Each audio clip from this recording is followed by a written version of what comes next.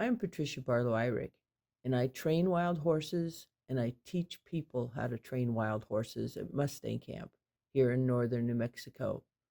We've trained more than 600 Mustangs and burros for adoption. In 2021, I took on a student and found her a fresh Mustang with the intent of documenting our process. Maria is a statistician in Portland, Oregon. Her special needs rescue dog, June, introduced her to positive reinforcement based training, and she decided to learn to use these same methods with horses. The Jicarilla Ranger District had 3 recently captured horses in the Forest Service holding facility. The gray mare, they said, sweats if you even look at her. The others were calmer. I want the wild one, I said. We brought her home to meet the other animals at Mustang Camp. If you're just joining this story, we recommend starting at the beginning of our Belle Parker playlist. Click here to go there now. Okay, we're going to talk about task 20. Let's just go through the checklist. And horse will yield hips 1 step left. Yes. 1 step right. Yes. Low latency to the left. Yes. Low latency to the right. Yes. 4 steps to the left. Yes. 4 steps to the right. Yes. 8 steps to the left. So I think we got We get it all at Liberty. Because we got the... So that was, we got all that at Liberty. 94 was all at Liberty. Yep. Why did we decide to do it at Liberty? Well, as much rope desensitization as we've done, it's still... We have not really attached a lot of big ropes to Belle Parker.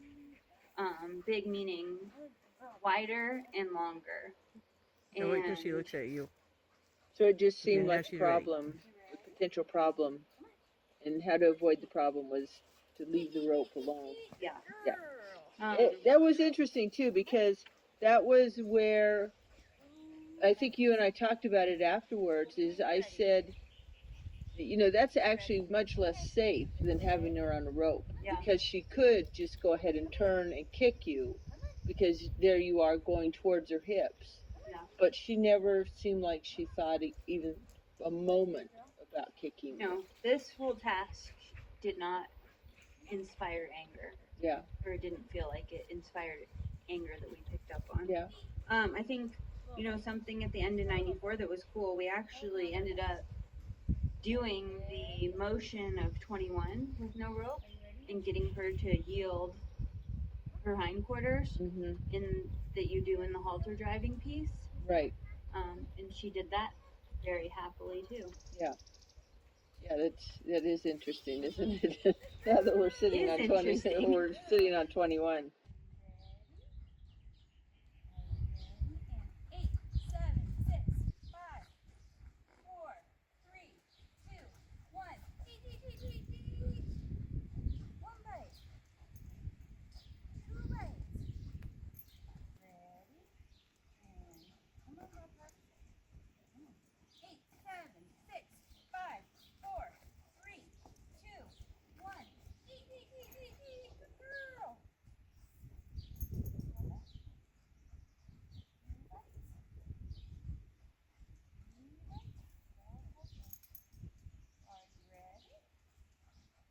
Are you ready? One more time. Ready and 8, 7, 6, 5, 4, 3, 2, 1. Eat. Good girl.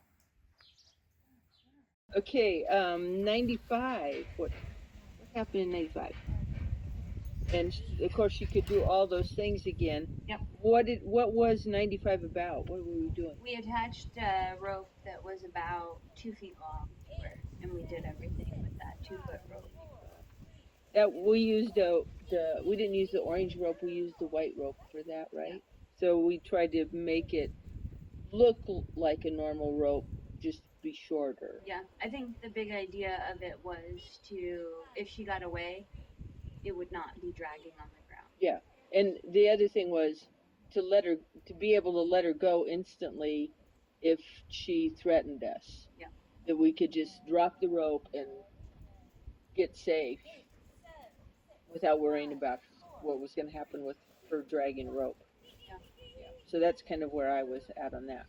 Okay, so at that point, did we consider once she could do it on a short rope, we considered it done, right?